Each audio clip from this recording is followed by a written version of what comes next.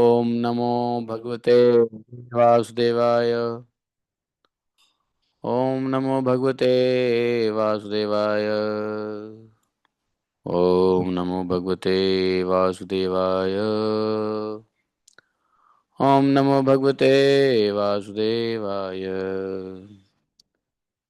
नारायणं नमस्कृत्यं नरं चैव नरोत्तमं देवीं सरस्वतीं व्यासं ततो जयमुदीरयेत्।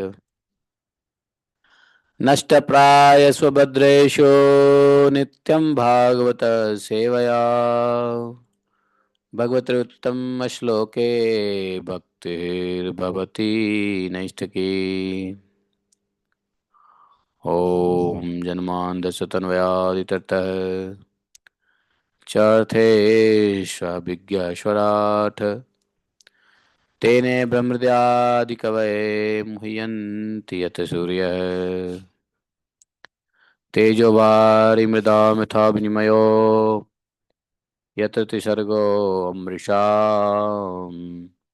धाम्ना सदा निरस्तकुहकं सत्यं परमधीमहि धर्मः प्रोजितकैत्वत्र परमो निर्मत्सराणां सताम् वेद्यं अत्र वस्तु शिवदं तापत्रयोन्मूलनम् श्रीमद्भागवत महामुनिकृते किं वा परैश्वरः सद्यो कृतिभिः शुश्रूषुभिस्तत्क्षणात् निगमकल्पतरोर्गलितं फलं सुखमुखादद्रवितसंयुतं पिबत भागवतं रसमालयम् मुहुरः रसिका भुवि भावुका।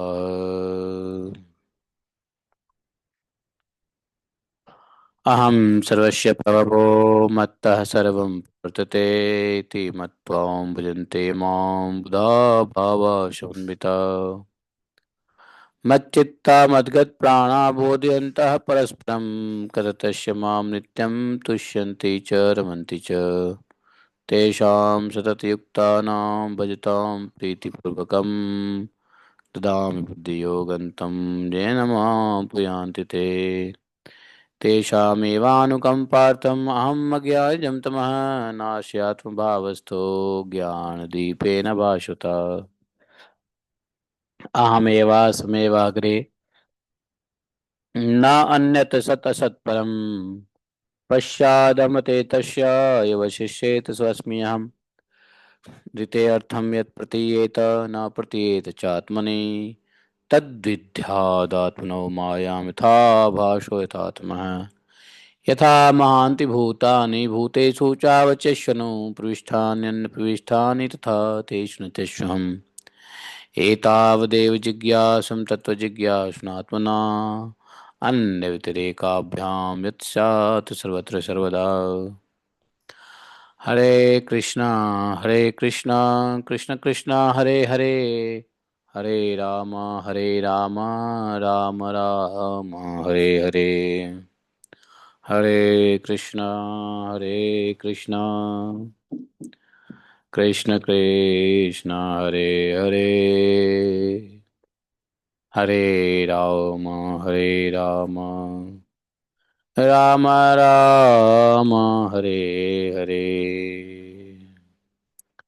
हरे कृष्ण। तो बोले ग्रंथराज श्रीमद् भागवतम की जय। श्रील व्यासदेव भगवान की जय। श्रील सुखदेव गोस्वामी महाराज की जय। श्रील प्रभुपाद की जय। गुरुवन गौरांग की जय।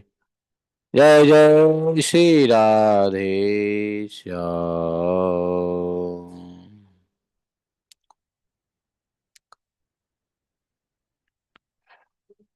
हाँ, तो हम लोग कौन सा श्लोक कर लिए थे? 8वां श्लोक कर लिया था, ठीक है। हम लोग भगवान के मुख से ब्रह्मा जी को जो भागवतम के बारे में बता रहे हैं वो श्रवण कर रहे थे। स्वयं भगवान सुना रहे हैं भागवतम के बारे में। 9वें श्लोक में तो कल हम लोगों ने देखा कि भागवतम शास्त्र को घर में रखने मात्र से, भागवतम शास्त्र कहीं हो रहा हो तो उसमें तन मन धन से भागवत शास्त्र को करने कराने में मदद करना चाहिए। भागवत शास्त्र रोज पढ़नी भी चाहिए। भागवत शास्त्र घर में रहने मात्र से पितरों को शहद, शरबत, घी, मधु मिलता है, पितर संतुष्ट होते हैं। आगे भगवान ने कहा यच्छन्ति वैष्णवे भक्त्या शास्त्रम भागवतम हि जे अल्पकोटि सहस्त्राणि मम लोक वसन्ति ते। भगवान ने कहा कि देखो ब्रह्मा जी, जो लोग विष्णु भक्त पुरुष को भक्ति पूर्वक, अर्थात जो लोग वैष्णव को, विष्णु भक्त अर्थात वैष्णव को भक्ति पूर्वक भागवत शास्त्र समर्पण करते हैं, वे हजारों करोड़ कल्प तक, अनंत काल तक मेरे वैकुंठ में वास करते हैं। आप लोग में से कोई लोग राधा कुंड के आसपास में नहीं होना, नहीं तो भागवतम शुरू हो रहा है आप में से। लेकिन ये मत बोलना कि प्रभु जी पैसे भेज रहा हूं खरीद लो, नहीं नहीं। यदि कोई भागवतम को खरीद के ला के पूजा करके दे और उसी भागवतम को हम पूरे साल पढ़ेंगे, तो शायद आप में से कोई अभी यहाँ पे अवेलेबल नहीं है, इसलिए यह संभव नहीं है। अगर होता तो आप लोगों से ये उत्तम कार्य मैं करवा लेता, लेकिन आप में से कोई यहाँ मौजूद नहीं है, तो क्या करूं। नहीं, अब संभव नहीं है। ये ऑफर सिर्फ आज के लिए है, क्योंकि भागवतम तो शुरू हो चुकी है। अगर आसपास में होते तो मैं कहता भाई जाओ भागवतम ले आओ और पूजा करके उसी पुस्तक से पढ़ेंगे। क्योंकि भागवतम जब एक बार राउंड हो जाते हैं तो पुस्तक को हमेशा हमेशा के लिए पूजा करना चाहिए। और जिस भागवतम का पाठ, एक जिस पुस्तक भागवतम के पुस्तक से पूरा पाठ हो जाए, उस भागवतम का यदि प्रसाद मिल जाता और वो प्रसाद यदि घर में हो तो उसका और ज्यादा फल मिलता है। जैसे मान लो आप लोग होते यहाँ, तो मैं आपको कहता ठीक है जी नया भागवत दे दो खरीद के, और पुरानी जो हमने पढ़ लिया है वो आप ले जाओ घर में रखो, तो बहुत अच्छा होता है। लेकिन कोई आप आसपास में हो नहीं, तो ऐसा कुछ कर नहीं सकते हैं आप लोग। तो इसलिए जो हमने लास्ट ईयर के भागवतम पढ़े वो हमारे पास ही रहने दो, नई भागवत हम ले आएंगे आज खरीद के। हरे कृष्णा। नहीं, लक्ष्मी की आवश्यकता नहीं है, लक्ष्मी तो ठीक ठाक है। लक्ष्मी से क्या, मैंने पहले कहा है मत बोलना कि लक्ष्मी भेज दे रहा हूँ। यदि यहाँ होते तो, यहाँ होते तो, अभी कोई है ही नहीं यहाँ पे। कोई है क्या यहाँ? कोई है ही नहीं। तो ये एक रेयर अपॉर्चुनिटी होता है, जब कभी कहीं भागवतम, ध्यान दो, कहीं भागवतम हो रहा हो, कहीं भागवतम नित्य हो रहा हो, भागवतम समाप्त हो गया हो, तो समाप्त हुई प्रति को घर में रखो और नई प्रति का दान कर दो अगले राउंड के लिए, जहां भागवतम नित्यशः हो रहा है। तो क्या कहने,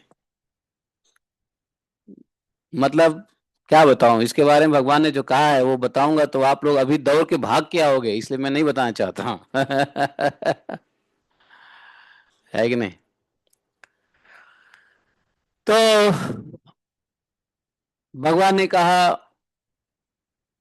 कि जो वैष्णव को भक्ति पूर्वक भागवत शास्त्र समर्पण करते हैं, वे हजारों करोड़ कल्प तक, अनंत काल तक मेरे वैकुंठ धाम में वास करते हैं।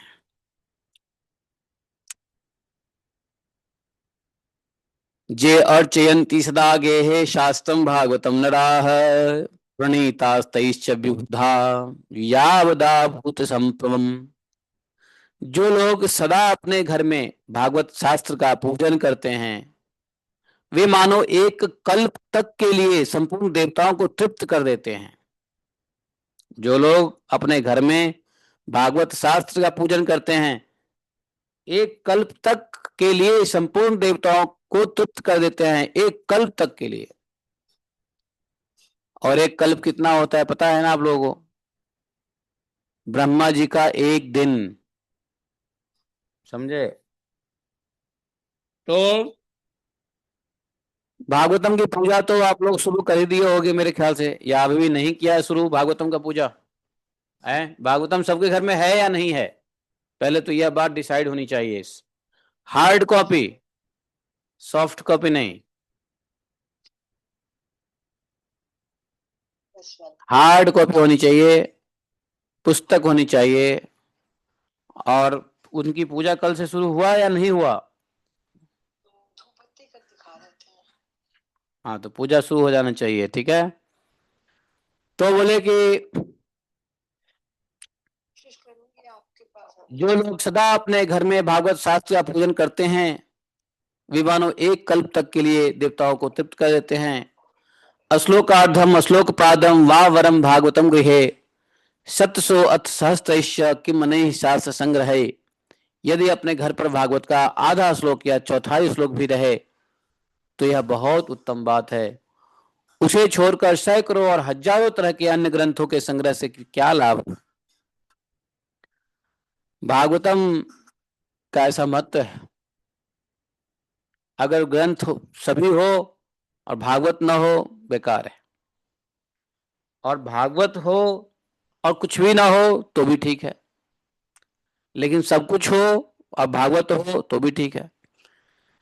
इसलिए भागवत होना आवश्यक है। भगवान कहते हैं ब्रह्मा जी को, ये कोई और कहता तो हम विश्वास नहीं करते, क्योंकि भगवान स्वयं कह रहे हैं तो विश्वास नहीं करने का कोई मतलब ही नहीं है। ये भगवान उवाच स्वयं कह रहे हैं, कहां पर? वहीं स्कंद पुराण के विष्णु खंड में।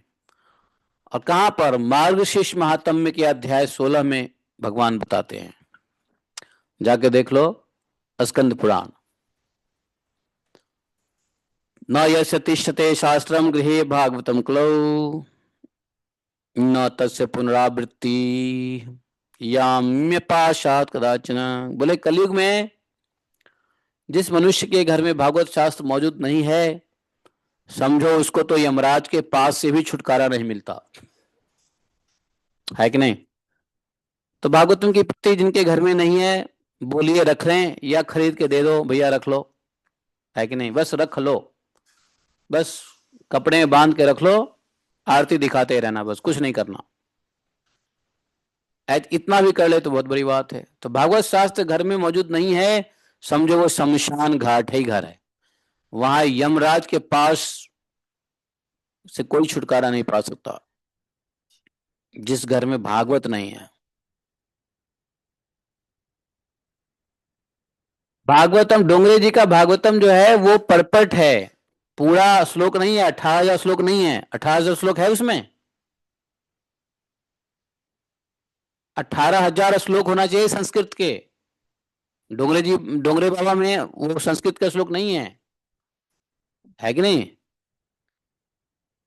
तो 18,000 श्लोक वाली भागवतम लाओ, चाहे संस्कृत का हो या हिंदी संस्कृत का हो या हिंदी संस्कृत इंग्लिश हो, कुछ भी हो, संस्कृत होना चाहिए। 18,000 श्लोक आपके पास भागवतम ही नहीं है, जाओ जल्दी लेके आओ आज ही। डोगरी जी, डोंगरे बाबा का है भागवत तो ठीक है, तात्पर्य है, 18,000 श्लोक नहीं है उसमें। हाँ, तो जाके ले आओ आज भागवत, 18,000 श्लोक के साथ होना चाहिए, ठीक है? बताओ। और है कोई यहाँ बैठे हुए जिसके पास भागवत नहीं है?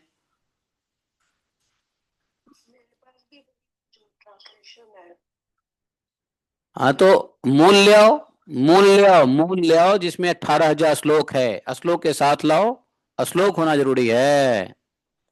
क्योंकि नहीं आती है तो कोई बात नहीं है, धूप दिखाने में क्या संस्कृत पढ़ना है?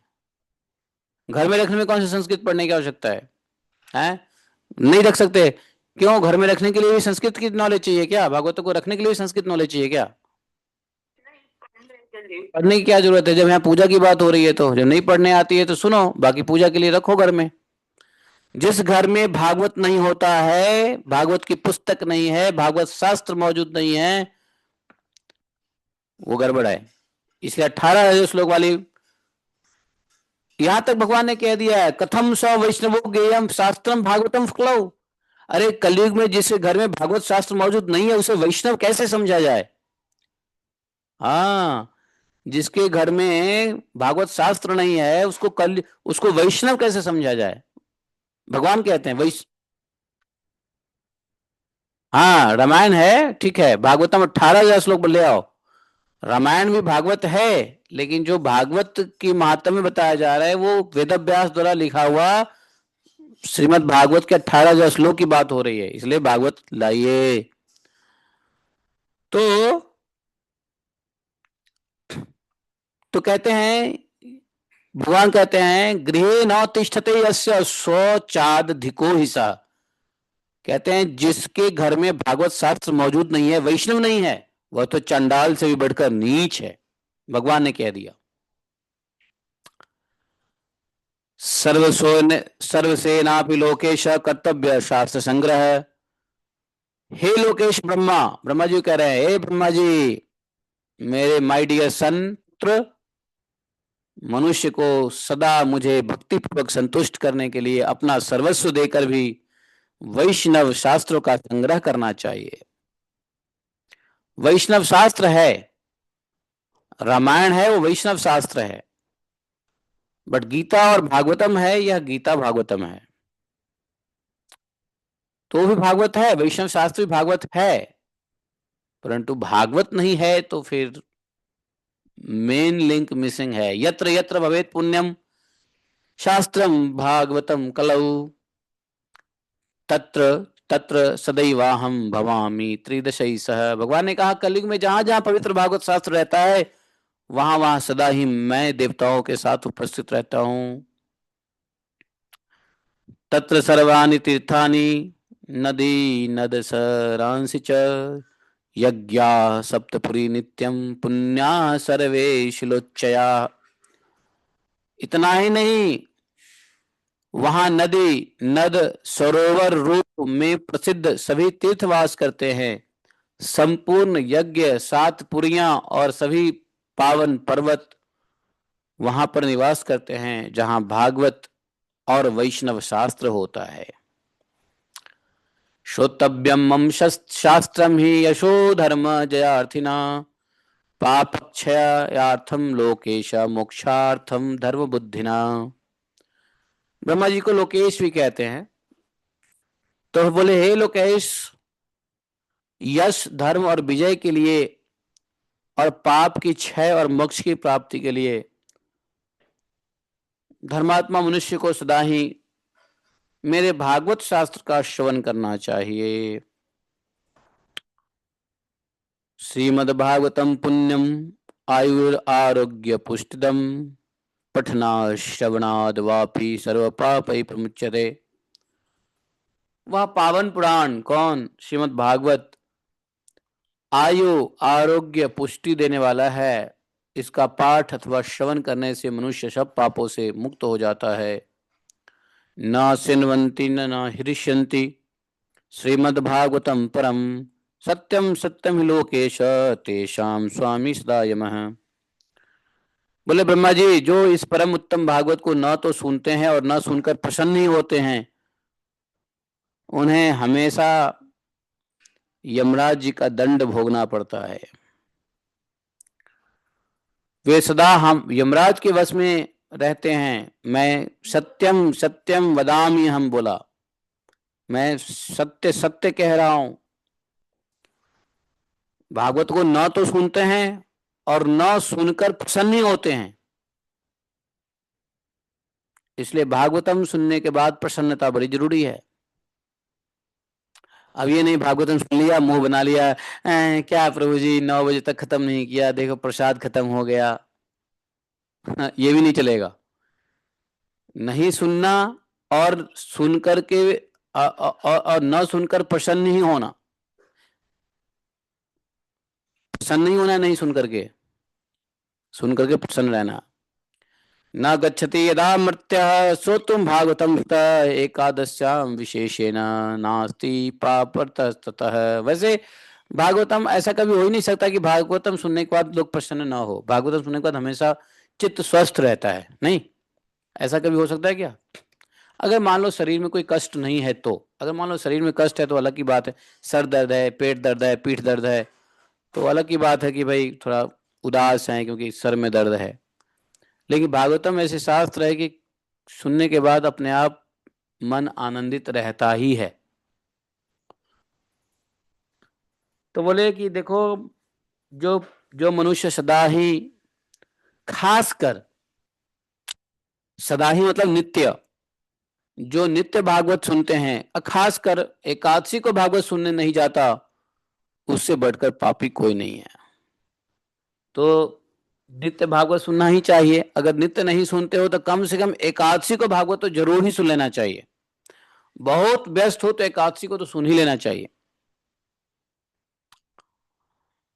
इसलिए इस्कॉन में बहुत सारे मंदिरों में एकादशी के दिन भागवतम जो है वो प्रभुपाद जी के द्वारा होता है।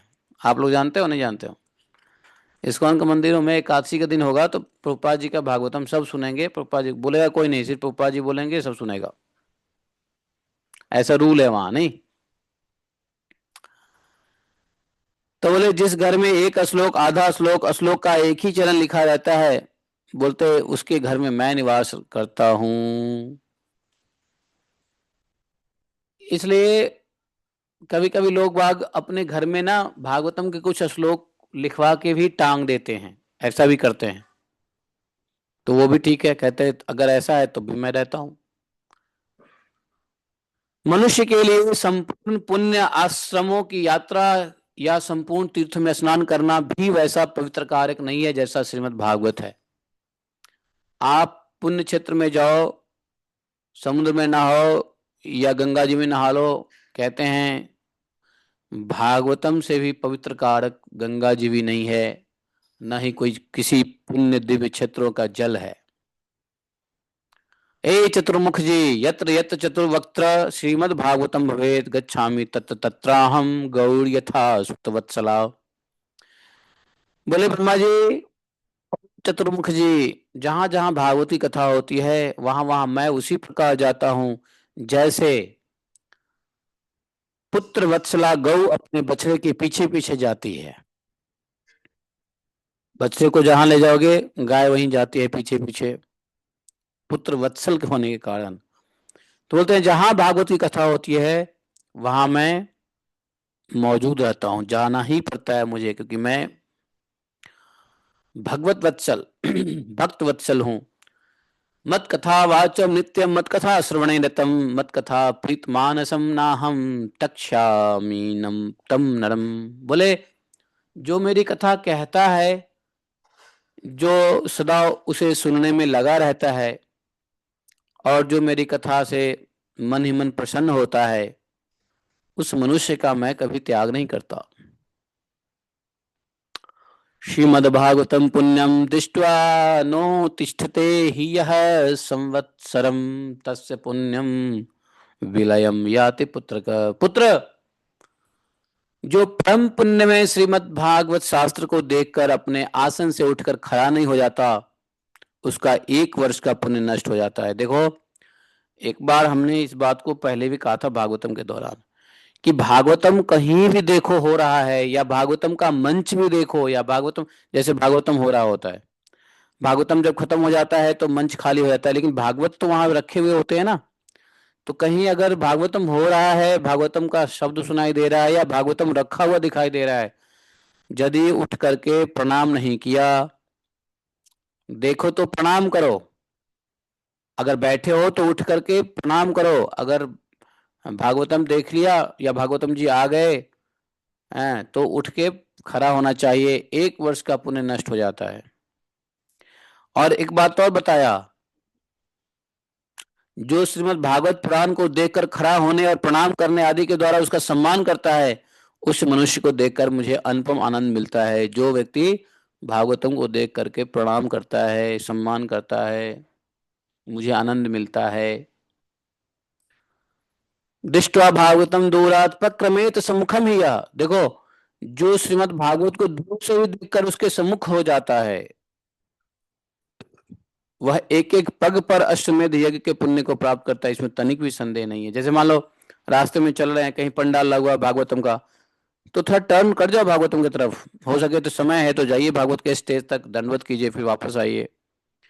तो कहते हैं जहां से भागवत दिख गए वहीं से यदि आप जाते हो भागवतम जी के पास तक, तो एक एक पग पग पर अश्वमेध यज्ञ के पुण्य को प्राप्ति मिलती है, इसमें थोड़ा भी संदेह नहीं है।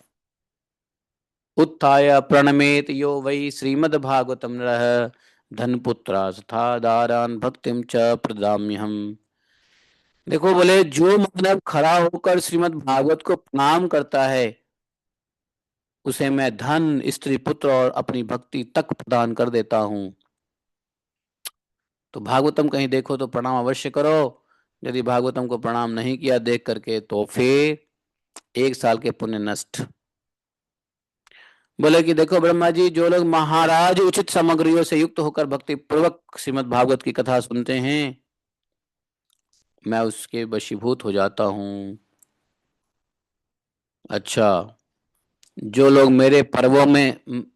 मेरे पर्वों से संबंध रखने वाले सभी उत्सव को मेरी प्रसन्नता के लिए वस्त्र, आभूषण, पुष्प, धूप, दीप आदि उपहार अर्पण करते हैं, परम उत्तम श्रीमद् भागवत पुराण का भक्ति पूर्वक श्रवण करते हैं, वे मुझे उसी प्रकार अपने वश में कर लेते हैं, जैसे पतिव्रता स्त्री अपने साधु स्वभाव वाले पति को वश में कर लेती है। तो इस प्रकार से भगवान ने कुछ टोटल 31 श्लोक में बताए हैं। ये जो है भगवान ने ब्रह्मा जी को स्कंद पुराण में जो कहा है, उसको हमने आपको सुना दिया। जैसा कहा वैसे ही सुनाया, मैंने कुछ भी इसमें मिलावटी नहीं किया। अब यम प्रव्रजन्तमनुपेत कृत्यम द्वैपायनो विरह कातुर आजुहाव पुत्रेति तन्मयतया तरवो अभिनेनुः तं सर्वभूत हृदय मुनिमानतोऽस्मि। जब सुखदेव गोस्वामी जी का यज्ञ पवित्र संस्कार भी नहीं हुआ था, लौकिक वैदिक कर्मों का अनुष्ठान भी नहीं हुआ था, समय ही नहीं था, जन्म के बाद तुरंत अकेले ही संन्यास लेने के उद्देश्य से व्यास देव जी ने देखा कि उनके पुत्र जन्मोपरांत जा रहे हैं घर छोड़ के। व्यास जी क्या कर रहे हैं, विरह विरह से विरह कातर होकर के पुकार रहे हैं, बेटा बेटा। लेकिन सुखदेव जी पीछे मुड़ के नहीं देखते हैं। अब कोई व्यक्ति यह कहे कि नहीं नहीं, व्यास देव जी अपने पुत्र मोह में थे। नहीं, व्यास देव जी पुत्र में मोह में नहीं थे। मोह के कारण व्यास देव जी नहीं बेटा बेटा पुकार रहे थे, बल्कि वो इसलिए पुकार रहे थे कि वो तो पहले ही शंकर जी से प्रार्थना कर चुके थे कि हमें एक ऐसा पुत्र दीजिए जो भागवत के अधिकारी हो, जिसको मैं भागवत सुनाऊं और भागवत का प्रचार करे। वो तो पुत्र प्राप्ति हुई थी, तो उनको क्या करना था, भागवत का अधिकारी बनाना था भागवत के प्रचार के लिए। अब वो कार्य भागवत के प्रचार, जीव कल्याण के लिए, कलयुग के लोगों के लिए भागवत के प्रचार का कार्य नहीं होगा, तो फिर उनको इस बात से आसक्ति थी कि भागवत का प्रचार हो या बालक मेरे भागवत सिखाए हुए भागवत को सीख के प्रचार करे। इसलिए वो बेटा बेटा कह के पुकार रहे थे। ये कोई व्यास जी का विरह कोई मोह माया से नहीं था। करेक्ट अंडरस्टैंडिंग तो ये है कि वो जिस उद्देश्य से पुत्र की प्राप्ति किए थे शंकर जी की कृपा से, भगवान की लीला से उस उद्देश्य को पूर्ति करने के उद्देश्य से वो बेटा को रोकना चाह रहे थे, लेकिन सुखदेव जी तो तन्मय थे, वो कुछ उनको सुनाई नहीं दिया। कौन बोल रहा है बेटा, कौन किसका बेटा, कौन किसका पुत्र, कौन किसका नाती, कौन किसका नाना। वो तो जन्म से ही परमहंस रहे और संसार में निकलते ही सन्यास। सबसे यंगेस्ट सन्यासी सुखदेव गोस्वामी हुए, जन्म लेते ही सन्यास के लिए चल दिए। बाकी लोग तो जन्म लेता है तो कुछ साल बढ़ता है। हाँ, कोई अब इस्कॉन में तो है ही, पहले 60 साल था, 50 साल हो गया है, 50 साल के बाद सन्यास लोगे। कोई आदमी कुछ जन्म लेगा तो उसका कम से कम, अरे कम से कम सूतक संस्कार तो होगा। सन्यास की बात पहले कैसे हो जाएगी? हैं? यहाँ पे जात कर्म हुआ नहीं, हाँ, 6 दिन का सूतक कर्म हुआ नहीं, अन्य संस्कार कर्म हुए नहीं, सीधा सन्यास जो जीवन का अंतिम आश्रम है। जीवन का अंतिम आश्रम है ना सन्यास जी। तो सीधा सन्यास लेने के लिए सुखदेव गोस्वामी चल दिए जन्म के बाद। ये इतिहास भूगोल नागरिक में ये पहली बार घटना हुई है। इसके अलावा ऐसा कोई महापुरुष नहीं है जो जन्म के बाद ही सन्यास है के लिए चल पड़ा हो घर से। One and only Shri Sukhdev Goswami Maharaj. तो श्री सुखदेव जी तो कुछ बोले नहीं, सीधा चले जा रहे थे, लेकिन सुखदेव जी की ओर से वृक्षों ने उत्तर दिया।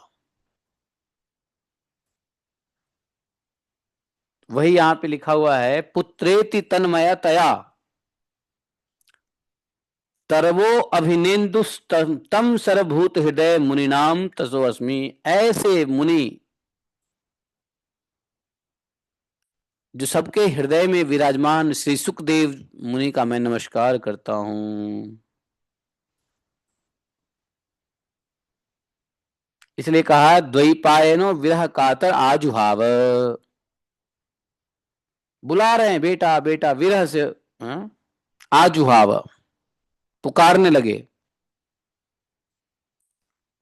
तो बोले ऐसे सुखदेव गोस्वामी को हम प्रणाम करते हैं। भागवतम शुरू हो रहा है तो सुखदेव गोस्वामी को प्रणाम, ये सुखदेव गोस्वामी का वह है, मतलब प्रणाम मंत्र है। 3 श्लोक में है। दूसरा श्लोक बोला, यह स्वानुभावम अखिल सूक्ति सारमेकम अध्यात्म दीप मतितीतम तम अंधम संसारिणाम करुणया अह पुराण गुह्यम तम व्यास सुनो मुपयामि गुरुम मुनीनाम। बोले कि यह श्रीमद भागवत अत्यंत गोपनीय रहस्यात्मक पुराण है जी। यह भागवत स्वरूप का अनुभव कराने वाला, भागवतम क्या है? भगवत स्वरूप का अनुभव कराने वाला और समस्त वेदों का सार है। और जो भगवत, जो जो महापुरुष, संत, साधु, रसिक, सन्यासी भगवत स्वरूप का अनुभव कराए वो ही भागवत है। वो लाइव भागवत है। जो शास्त्र भगवत स्वरूप का अनुभव कराए वो भागवत है। तो यह भागवत वाकई बहुत गोपनीय रहस्य है, सभी वेदों का सार है। संसार में फंसे हुए लोग इस घोर अंधकार से पार करना चाहते हैं, घोर अंधकार को, ऐसे के लिए भागवत आध्यात्मिक तत्व को प्रकाशित करने वाला मात्र एक यूनिक दीपक है, अद्वितीय।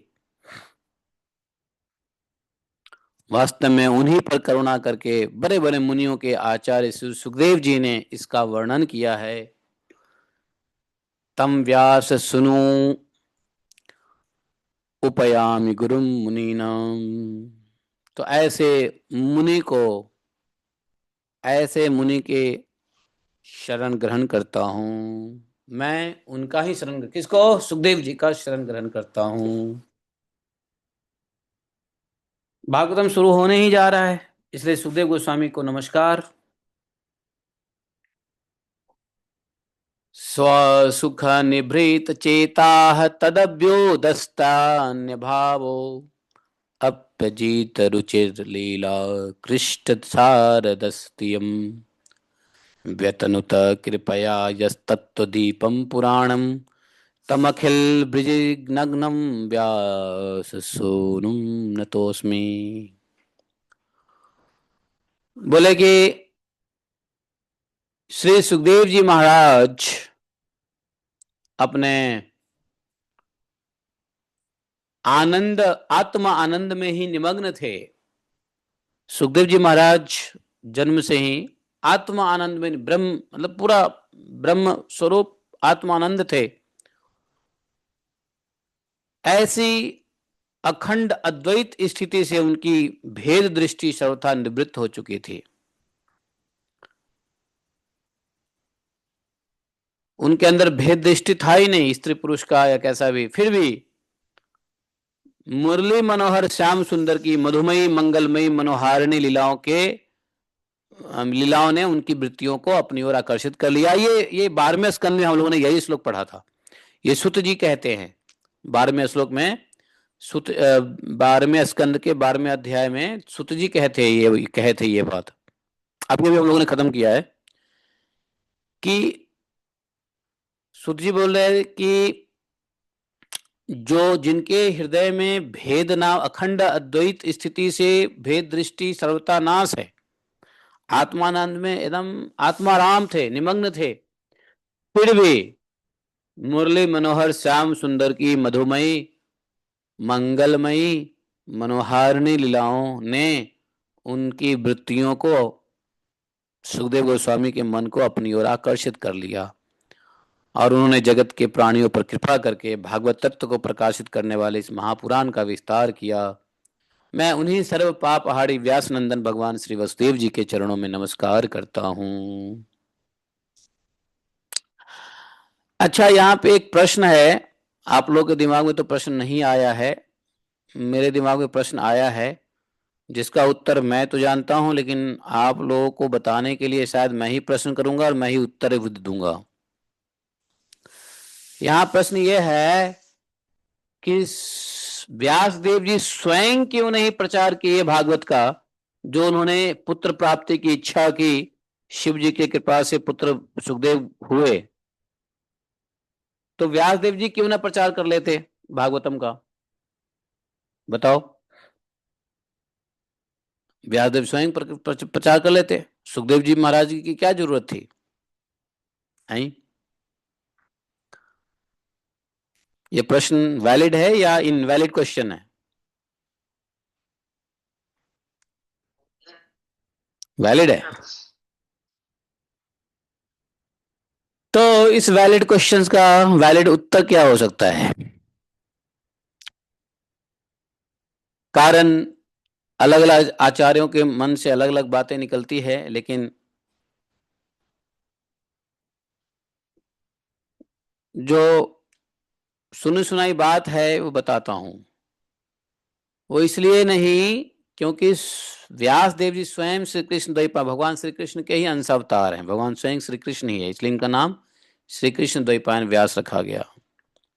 और भागवतम में भगवान के स्वरूप का वर्णन है, तो भगवान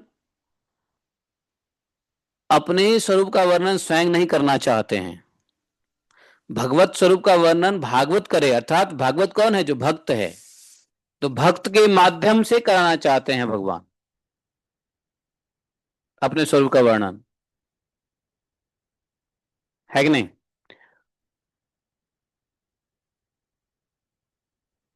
तो इसलिए उन्होंने स्वयं न करके सुखदेव गोस्वामी महाराज से करवाया भागवत का, महापुराण का विस्तार, भगवत तत्व का प्रकाश। ये सुखदेव जी राधा रानी के सहचर थे, सुख रूप में हमेशा भगवान के लीला में भाग लेते थे और शुक नाम के तोता भी थे राधा रानी के, वही सुखदेव गोस्वामी भी हुए। तो राधा रानी के परिकर हैं, और राधा रानी ही इनके गुरु हैं एक्चुअली। सुखदेव गोस्वामी महाराज के गुरु कौन है? राधा रानी है। एक जन्म से नहीं, जन्म जन्मांतर से। भगवान के समय में भी, भगवान की लीला के समय में भी राधा रानी के ही अंडर में, हाँ, कार्य करते थे।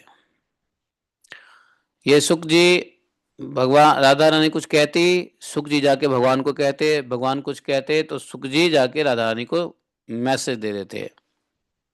बहुत ही अंतरंग लीला में सुखदेव गोस्वामी सुख के रूप में ब्रज में भगवान के समय में सेवा किया था। तो इसलिए राधा रानी उनकी स्वामिनी है, राधा रानी को ही वो गुरु मानते हैं। इसलिए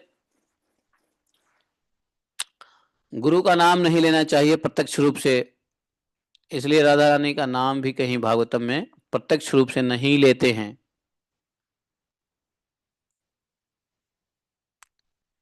क्योंकि राधा रानी के गुण, स्वभाव, भंगिमा इतनी मधुर है कि स्मरण करके जब स्वयं भगवान श्री कृष्ण ही भाव विभोर हो जाते हैं, तो फिर सुखदेव गोस्वामी ध्यान में चले गए तो भागवत कौन कहेगा? इसलिए भी राधा रानी का नाम नहीं लिया जाता है स्पष्ट रूप से, है ना। कृष्णपति कह दिया, गणेशा कह दिया, और नाम ले लिया, लेकिन राधा नहीं कहा गया, डायरेक्ट राधा नहीं कहा गया। तो अप्रत्यक्ष रूप से ही। और वैसे वैष्णव कल्चर में ऐसा इटिकेट्स है कि यदि कोई गुरु का नाम पूछे तो साक्षात रूप से गुरु का नाम तपाक से नहीं बोल देना चाहिए, बेशर्मी से नहीं बोल देना चाहिए। गुरु का नाम बोलने में थोड़ी लज्जा होनी चाहिए, गुरु का नाम नहीं बोलना चाहिए, बल्कि नाम देना ही नहीं चाहिए। उनके कोई और लक्षणों से बता दो कि कौन आपके गुरु हैं। जैसे एक पतिव्रता स्त्री अपने पति का नाम नहीं लेती है, वैसे ही एक शिष्य अपने गुरु का नाम नहीं लेते हैं। अगर लेते भी हैं तो नाम लेने से पहले और नाम लेने के बाद बहुत बड़ी एडजेक्टिव यूज करना होता है। श्री श्री 108 श्री भगवत कृपा मूर्ति, अभय चरणारविंद स्वामी प्रभुपाद की जय, ये हमारे गुरु हैं, या जो भी गुरु हैं। तो एक तो गुरु का नाम नहीं लेना, और लेना पड़ा भी तो बिना ग्लोरिफिकेशन का नाम नहीं लिया। इसलिए प्रभुपाद जी का नाम कहीं देखोगे क्या लिखा रहता है? His divine grace, HDC, his divine grace AC Bhaktivedanta Swami Srila Prabhupada. तो लास्ट में भी ग्लोरिफिकेशन है, शुरू में ग्लोरिफिकेशन है, बीच में प्रभुपाद जी का नाम डाल दिया जाता है। अगर कोई कहे कि कौन आपके गुरु हैं, और आपको कहना है कि भक्त अभय चरण अरविंद भक्ति वेदांत, तो ये गलत है, डायरेक्ट नाम नहीं लेना चाहिए। या अगर आपके गुरु प्रभुपाद जी के शिष्य हैं, जैसे हम लोग के गुरु जी हैं ही, तो उनका नाम लेने से पहले बोल देना चाहिए कि स्वामी हिज डिवाइन ग्रेस भक्ति वेदांत स्वामी शिला प्रभुपाद जी के कृपा पात्र, हाँ, हिज होलीनेस लोकनाथ स्वामी महाराज कीर्तन सम्राट, ऐसा कुछ ग्लोरिफिकेशन करके बोलना चाहिए अगर बोलने की जरूरत है तो। वैसे फ्रिक्वेंटली नहीं बोलना चाहिए। तो ये गुरु शिष्य का लक्षण है। और जो और जो पत्नी है वो भी पति का नाम नहीं लेती है। गांव में तो अभी भी ऐसा होता है, गांव में तो महिलाएं ऐसा फॉलो आज भी करती हैं। शहर के लोग, शहर के लोगों के अंदर क्या है, कोई संस्कार है क्या? शहर जाने का मतलब ही संस्कार लॉस्ट, खत्म, .com। तो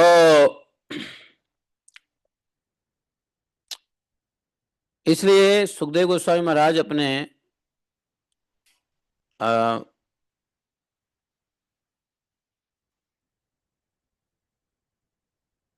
राधा रानी का नाम नहीं लेते हैं भागवतम में कहीं भी, स्पष्ट रूप से नहीं है, अलग अलग तरीके से है इनडायरेक्टली, लेकिन स्पष्ट रूप से नहीं है।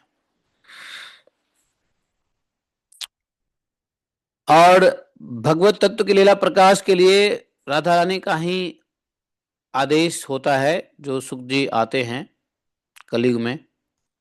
कलयुग प्रारंभ हो ही जाता है वैसे तो भगवान के जाते ही, घोर कलयुग नहीं रहता है, लेकिन कलयुग प्रारंभ रहता है।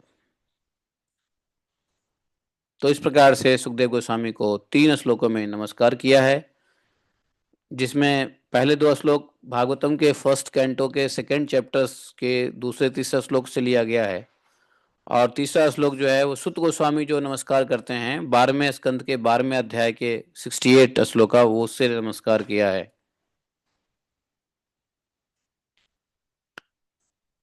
समझे?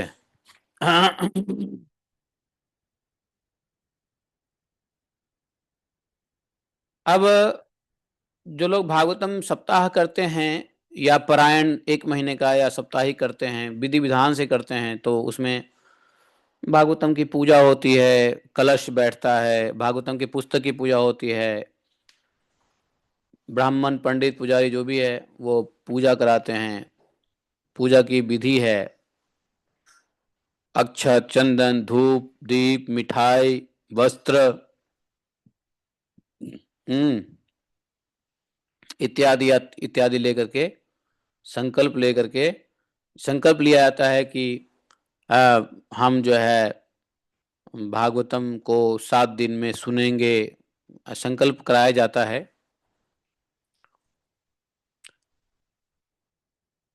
लेकिन भागवतम से पहले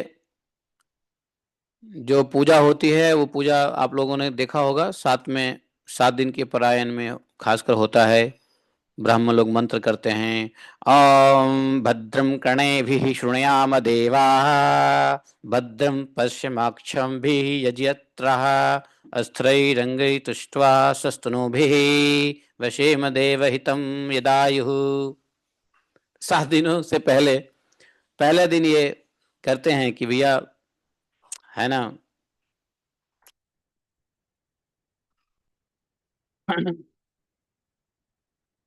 इसके बाद ही आता है ओम स्वस्ति न इंद्र वृद्धस्वाहा स्वस्ति न पूषा विश्ववेद इत्यादि इत्यादि बोलते हैं, फिर संकल्प लेते हैं लोग बाग, ओम तत्सत ओम विष्णु विष्णु विष्णु ओम, हम्म, अहम अद्वितस्य, ऐसा संकल्प मंत्र है, लेते हैं लोग बाग।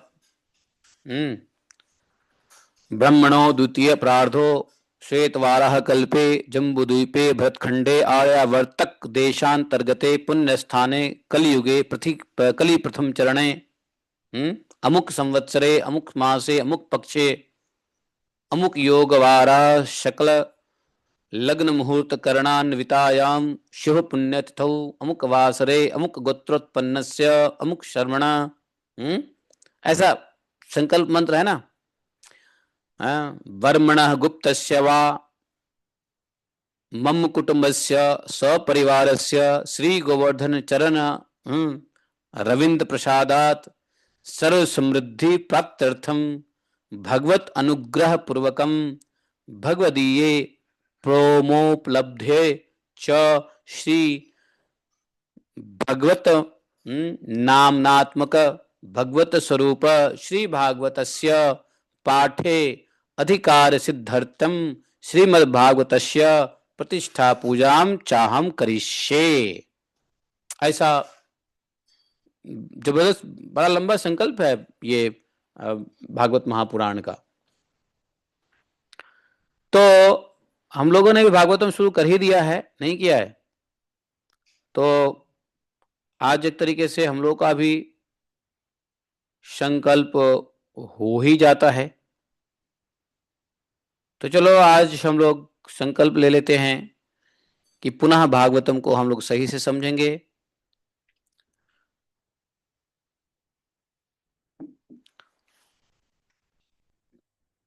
जिनको भागवतम संकल्प के साथ सुनना है समझना है, तो वो लोग भी संकल्प ले सकते हैं, वरना मत संकल्प लीजिए।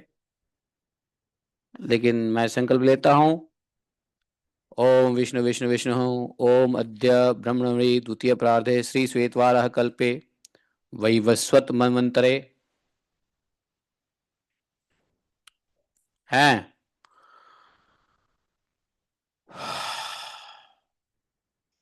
अष्टाविंशतितमे कलियुगे कलि प्रथम चरणे जम्बूद्वीपे भारत खंडे भारतवर्षे पुण्य राधा कुंड मथुरा मंडल चित्रे बौद्ध अवतारे वीर विक्रमादित्य नृपते हैं विंशति द्व्याशीति तमे शब्दे सिद्धार्थिनाम संवत्सरे उत्तरायणे शिशिर ऋतौ महामंगल प्रदे मासानामासोत्तमे पौष मासे शुक्ल पक्षे तृतीया तिथौ। आज क्या है? मंगलवासरे माधव कीर्तिदास अच्युत गोत्रोत्पन्नम सशरीर वसगोत्रोत्पन्नम मम सकुटुंबस्य स्टूडेंट ऑफ भागवत परिवारस्य श्री गोवर्धन चरणारविंद प्रसादात सर्व समृद्धि प्राप्त्यर्थम भगवत अनुग्रह पूर्वकम भगवदीये प्रेमोपलब्धयो च श्री भगवन्नात्मक भगवत स्वरूप श्री भागवतस्य पाठ्याधिकार सिद्ध्यर्थम श्रीमद्भागवतस्य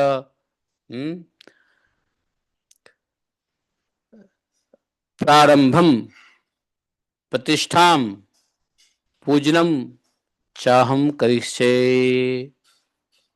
तस्य श्रीमद्भागवतस्य एको संवत्सराणाम संपूर्णम चाहम करिष्ये। लो, हमने संकल्प कर लिया, आप लोग के बिहाफ पे भी कर लिया, मैंने बोल दिया है। हाँ स्टूडेंट ऑफ भागवत के सभी सदस्यों के लिए भी सुना है, नहीं सुना? आप लोगों ने सुन लिया होगा।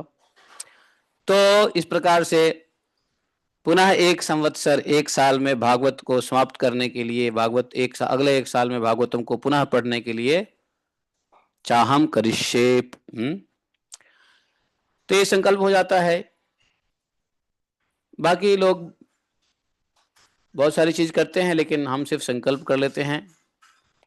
बाकी सब कुछ भागवतम को मन से अर्पित, फल फूल धूप धूप, खैर धूप दीप तो आज भी हमने दिखाया ही है। तो मानसिक पूजा हो जाती है। लोग बाग बड़ा दिल डोल से पूजा करते हैं, बढ़िया से करते हैं। जिनको सप्ताहिक करना होता है बड़ा खर्च वर्च करते हैं, पंडित बुलाते हैं, बाजा बजाते हैं, सब कुछ करते हैं। लेकिन हम लोग का नित्य है, तो इसलिए शांति से चलने दो, ठीक है ना। वंदे श्रीकृष्ण देवं मुरनरकम्पिदं वेद वेदांत वेद्यं लोके भक्ति प्रसिद्धं यदुकुल जलधौ प्रादुरासीद पर यस्यासीद रूपमेव त्रिभुवनन्तरे भक्तिवश्च स्वतन्त्रं शास्त्रं रूपं च लोके प्रकटयति मुदा यः स नो भूतिहेतुः। तो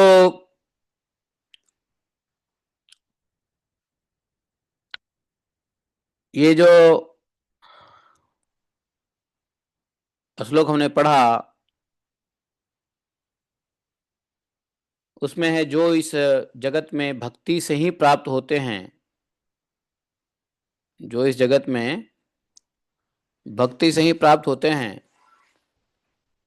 और जिनका तत्व वेद और वेदांत के द्वारा ही जानने योग्य हैं, वे अपार यादव रूपी समुद्र में प्रकट हुए थे। मुर और नरकासुर को मारने वाले उन भगवान श्री कृष्ण को मैं सादर सप्रेम प्रणाम करता हूं। वंदे श्री कृष्ण देवम, ऐसा जो इस संसार में अपने स्वरूप तथा शास्त्र को प्रसन्नता पूर्वक प्रकट कर किया करते हैं और सचमुच ही जिनका स्वरूप इस त्रिभुवन को तारने के लिए भक्ति के समान स्वतंत्र नौका रूप है, वे भगवान श्री कृष्ण हम लोगों का कल्याण करें। नमः कृष्ण पदाब्जाय भक्ताभीष्ट प्रदायिने आरक्तम रोचयेच्छस्वन्माम के हृदयाम्बुजे। कुछ कुछ लालिमा लिए हुए श्री कृष्ण का जो चरण कमल है, भगवान श्री कृष्ण का चरण कमल रेडिस है, लालिमा लिए हुए है, वो मेरे हृदय कमल में सदा दिव्य प्रकाश फैलाता रहे और भक्त जनों की मनोवांछित कामनाएं पूर्ण किया करते हैं, उसे मैं बारंबार नमस्कार करता हूं। नमः कृष्णाय, नमः कृष्ण पादाब्जाय। उसके बाद बोला श्री भागवत रूपम च रूपम तत् पूजयेद भक्ति पूर्वकम अर्चकाया अखिल कामान प्रक्षति न संशयः। श्रीमद् भागवत भगवान का स्वरूप है, भक्ति पूर्वक श्रवण और पूजन करना चाहिए। यह श्रवण पूजन करने वाले की सारी कामनाएं पूर्ण करते हैं, इसमें कोई संदेह नहीं है। तो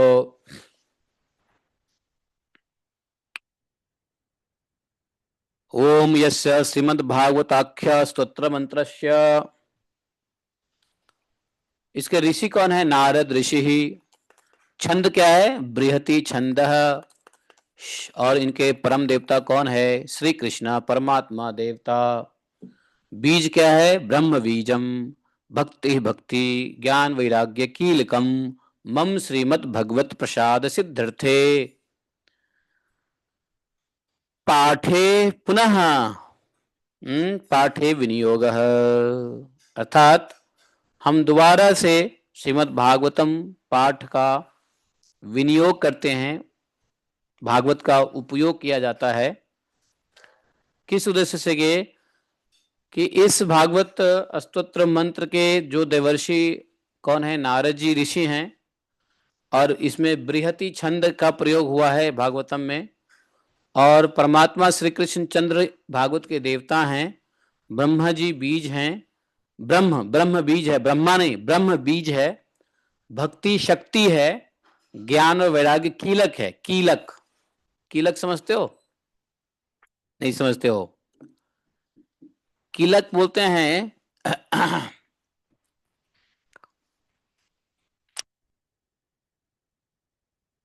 अरे वो देवी पुराण में नहीं है कीलक, अर्गला, कवच है? देवी पुराण में है ना, देवी भागवत, देवी क्या बोलते उसको, सप्तशती में।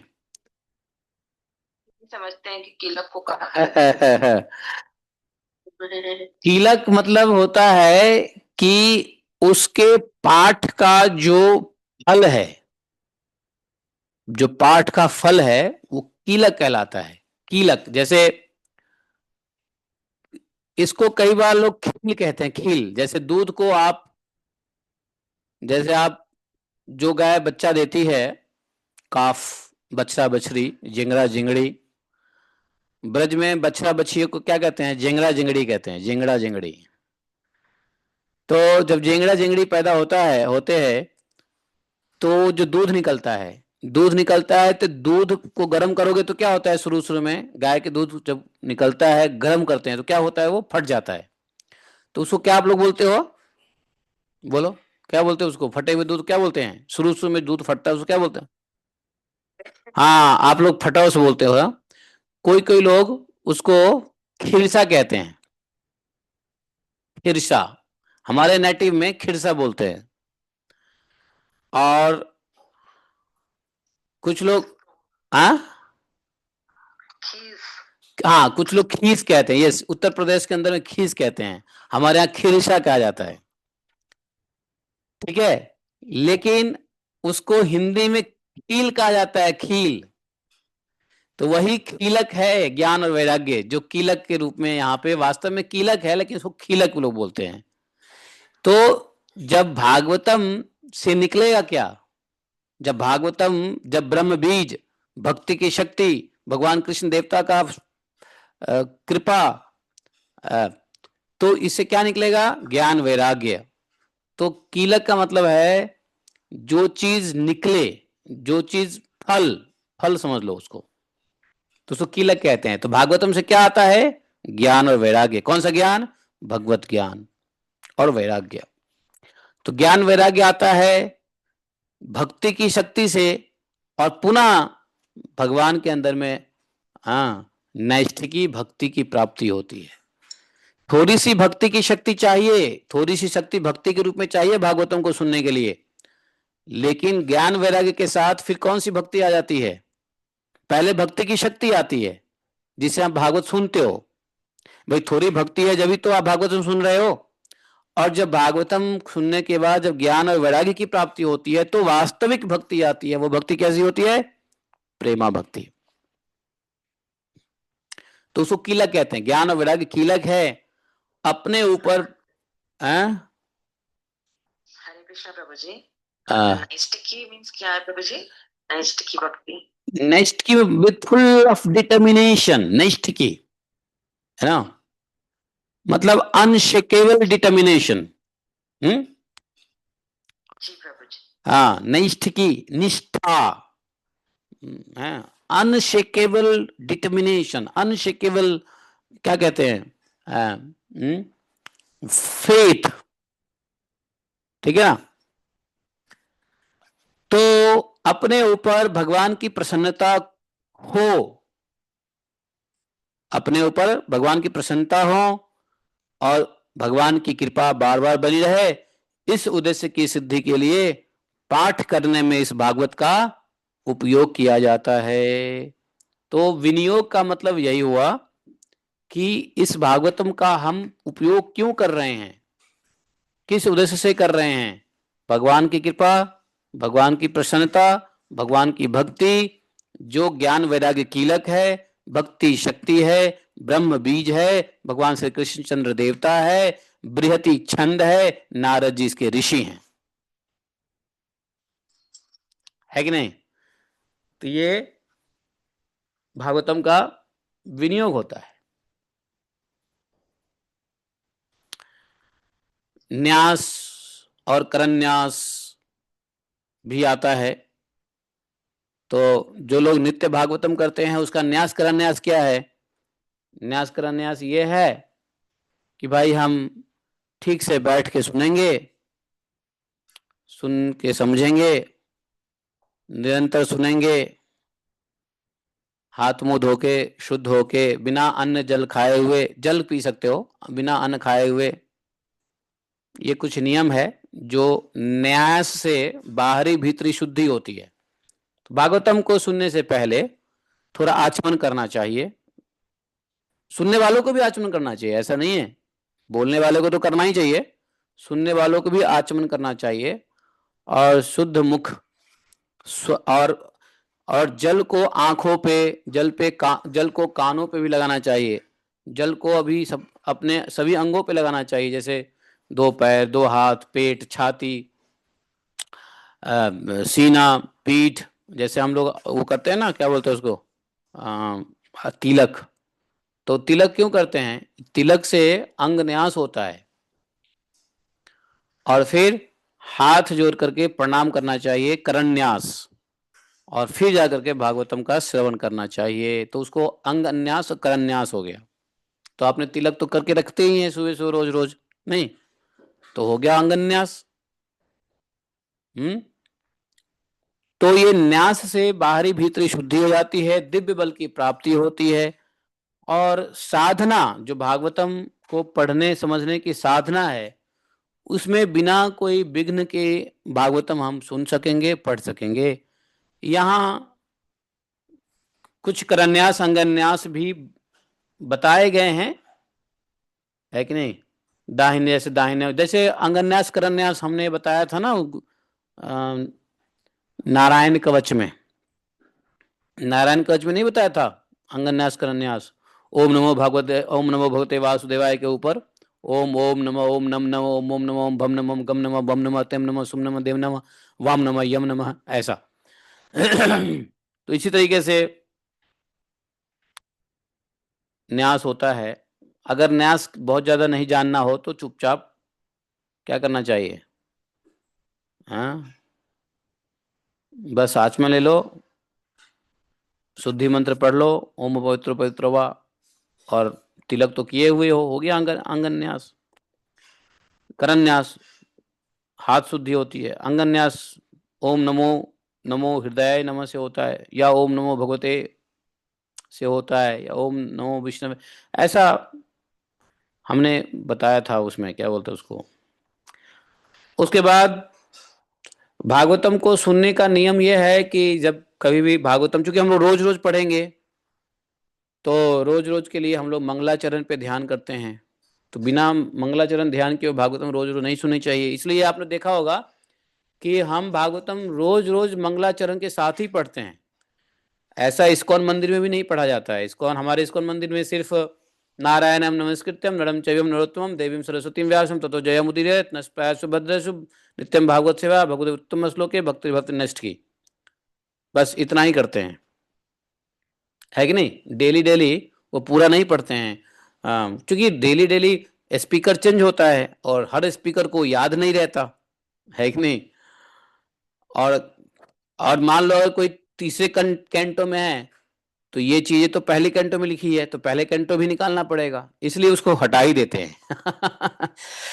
झंझट ही खत्म कर देते हैं।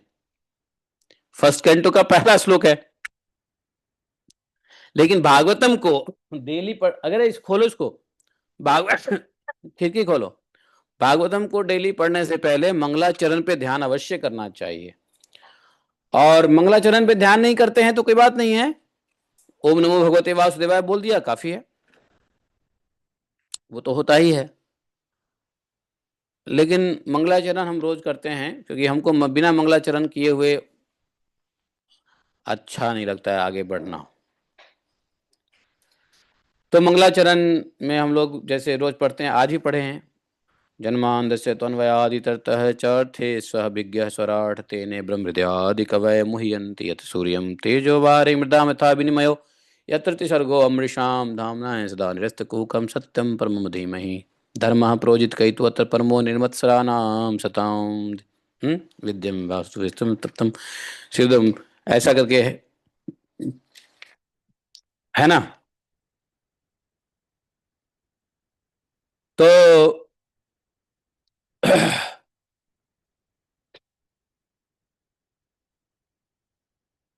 करना चाहिए, तो रोज हम लोग कर ही रहे हैं। उसके बाद स्पेशल दो चीज और कर लेते हैं हम लोग, चतुर्श्लोक गीता भी पढ़ लेते हैं, चतुर्श्लोक की भागवतम भी पढ़ लेते हैं। क्योंकि भागवतम जिस दिन हम पढ़ते हैं उस दिन पर्टिकुलर सेक्शन पढ़ते हैं ना, या पर्टिकुलर चैप्टर पढ़ते हैं, कुछ श्लोक पढ़ते हैं। लेकिन चतुर्श्लोक की भागवतम से पूरा भागवतम ही पढ़ने जैसा हो जाता है, इसलिए उसको रोज रोज हम लोग, खासकर मैं अपने प्रैक्टिस में इसको लाया हुआ हूँ। इसके पीछे लॉजिक है, इसलिए मैं बता रहा हूँ, है कि नहीं। हरे कृष्ण।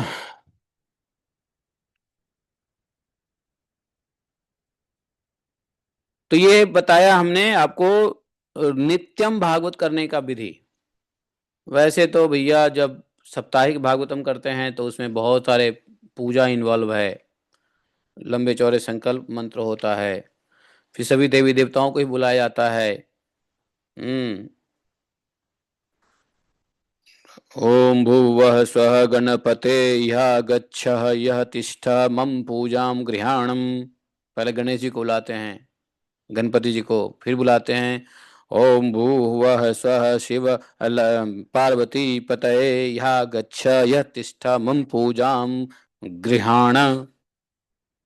तो सभी शिव परिवार को बुलाया जाता है। लंबोदर की पूजा होती है। ब्राह्मण, वैष्णव, शिव, सूर्य, चंद्र, भौम, बुद्ध, बृहस्पति, भवारे, शनिश्चर, राहु, केतु, तो सभी ग्रहों का भी पूजा होता है। तो ये सब जो साप्ताहिक करते हैं, देवियों का भी पूजा होता है, गौड़ी का भी होता है, गौड़ी, पद्मा, सची, वेदा, सावित्री, विजया, जया, देवसेना, सुधा, स्वाहा, मात्र, लोक मात्र, हृष्टि, पुष्टि, सदा तुष्टिरात्मना, क्लब देवता इत्या मात्र, सर्वा वृद्धिम कुर्वन्तु मे सदा, ये सब होता है। और उसके बाद जितने चिरंजीवी हैं उनको भी याद करते हैं, अश्वत्थामा बलिर्व्यासो हनुमानश्च विभीषणः कृपः परशुरामश्च सप्तैति चिरजीविनः।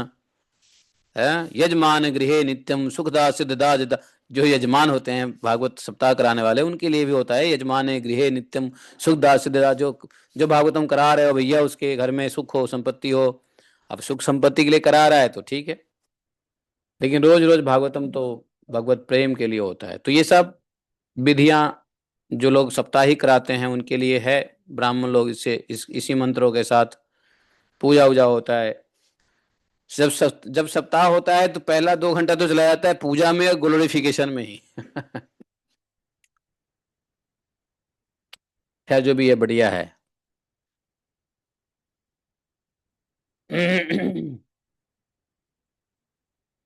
पूजा के बाद क्या होता है? पूजा के बाद आरती होता है। आरती के बाद क्या होता है? व्यास जी बैठते हैं, कथा सुनाते हैं। कृष्णं नारायणं वंदे, कृष्णं वंदे ब्रजप्रियं, कृष्णं द्वैपायनं वंदे, कृष्णं वंदे प्रथासुतम। अब यहाँ से भागवत महात्म्य का प्रथम अध्याय शुरू होता है, जो पद्म पुराण के उत्तरखंड में दिया गया है, जिसमें भक्ति देवी नारद जी के बीच संवाद होता है। इससे शुरू होता है पद्म पुराण के महात्म्य से।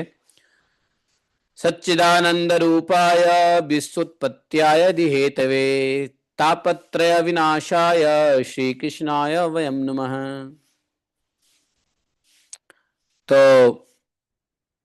हम लोग भागवतम के प्रथम अध्याय देवर्षि नारद जी का भक्ति से मुलाकात होता है। नहीं, उससे पहले सुखदेव जी के लिए प्रार्थना किया है। कौन? सुत जी महाराज। नैमिषारण्य में कथा का आयोजन हुआ है। सुत जी बैठे हैं, शौनक आदि ऋषि कथा सुनने के लिए नैमिषारण्य क्षेत्र में विराजमान है। सुत जी को नमस्कार किया है। पहले सुत जी जब आए तो आते ही पहले हाथ जोड़े, आंख बंद करके 3 श्लोक प्रार्थना किया है। जो अभी एक श्लोक मैंने बोला, दूसरा श्लोक बोला यम प्रव्रजनन तमनुपेत पेत कृत्यम द्वैपायनो विरह कातराजुहाव पुत्रेति तन्मयतया तरवो अविदिन्दु स्तम सर्वभूत हृदय मुनिमानतोऽस्मि नैमिषे सुतम आसीनम अभिवाद्य महामतिम कथामृत रससाद कुशल शौनको अब्रवीत। तो शौनक जी का प्रश्न होता है। शौनक जी लोग जो प्रश्न करते हैं, चार चार श्लोकों से प्रश्न ही करते हैं।